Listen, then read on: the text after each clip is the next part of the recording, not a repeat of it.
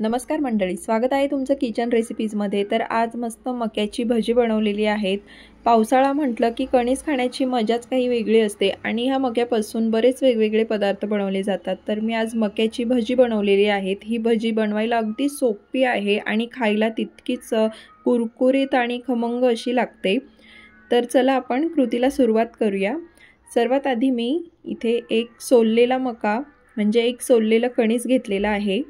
आता यातून एक छोटी वाटीभर ही मक्याचे दाणे मी काढून घेते आणि बाकीची जी मक्याचे दाणे आहे ती बॉईल करून घ्यायची आहे। त्यासाठी गॅसवर मी एका टोपात पाणी गरम करायला ठेवलं आणि त्यात ही मक्याची दाणे टाकून घेतलेली आहे। मक्याची दाणे उकडायला फार वेळ नाही लागत, अगदी मिनिटभरामध्ये ही छान बॉईल होतात। आता गॅस बंद करून घेतलेला आहे आणि हे पाणी चांगलं निथळून घ्यायचं आहे। सर्व मक्यातलं पाणी जे आहे ते चाळणीवर व्यवस्थित निथळून घेतलं आहे आणि भजीमध्ये टाकण्यासाठी आता जे वाटण मी बनवणार आहे तर त्यात मी 4-5 हिरव्या मिरच्या, 5-6 लसणाच्या पाकळ्या, 1-1.5 इंच आल्याचा तुकडा हे मिक्सरमध्ये फिरवून घेणार आहे। आणि हे वाटण फिरवून झालं की यातच बॉईल केलेला मका देखील फिरवून घ्यायचा आहे। मका हा अगदी जाडसर असा वाटून घ्यायचा आहे, एकदम बारीक पेस्ट नाही बनवायची आहे। तर यातच मी आता मका जाडसर असा वाटून घेतलेला आहे। आता हे सर्व मिश्रण एका मोठ्या भांड्यामध्ये काढून घ्यायचं आहे। भांडं हे थोडं मोठं वापरायचं आहे म्हणजे सर्व जिन्नस एकत्र करायला आपल्याला सोपं पडतं। सर्व मका काढून घेतल्यानंतर इथे मी एक मोठ्या आकाराचा कांदा बारीक चिरून घेतलेला आहे। त्यातला थोडासा शिल्लक ठेवला कांदा आणि बाकीचा सर्व कांदा टाकून घेतला आहे। बारीक चिरलेली कोथिंबीर टाकून घेतली आहे। मक्याचे दाणे जी बाजूला काढून ठेवलेली मगाशी ती देखील टाकून घेतलेली आहे। 2 चमचे मी इथे कॉर्नफ्लॉवर वापरत आहे। तुमच्याकडे जर तांदळाची पिठी असेल तर ती देखील वापरू शकता आणि 2 चमचे बेसन पीठ वापरलेलं आहे। आता यात चवीनुसार मी मीठ टाकून घेतलं आहे, हिंग टाकून घेतलेला आहे।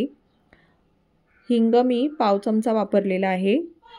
1 छोटा चमचा काळी मिरी पूड आणि 1 छोटा चमचा चाट मसाला इथे मी वापरलेला आहे।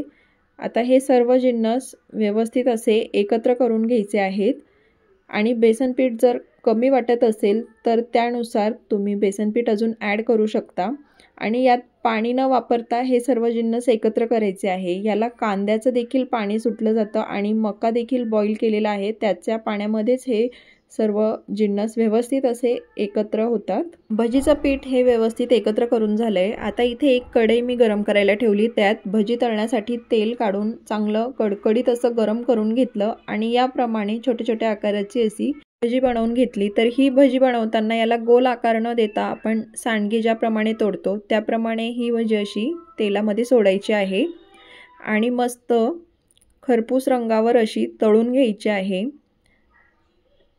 तर सुरुवातीला मीडियम टू हाय फ्लेमवर ही भजी तळायची आहे आणि भज्यांना चांगला गोल्डन ब्राऊन असा रंग आल्यावर गॅसची फ्लेम कमी करून ही भजी तळू द्यायची आहे।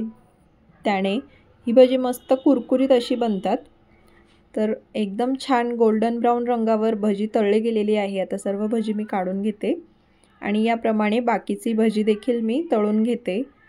तर आजची रेसिपी कशी वाटली हे कमेंटमध्ये नक्की कळवा आणि ही रेसिपी तुम्ही देखील नक्की ट्राय करून बघा। खूप छान बनतात ही मक्याची भजी। आणि चॅनलवर जर नवीन असाल तर चॅनलला लाईक, शेअर, सबस्क्राईब नक्की करा। धन्यवाद।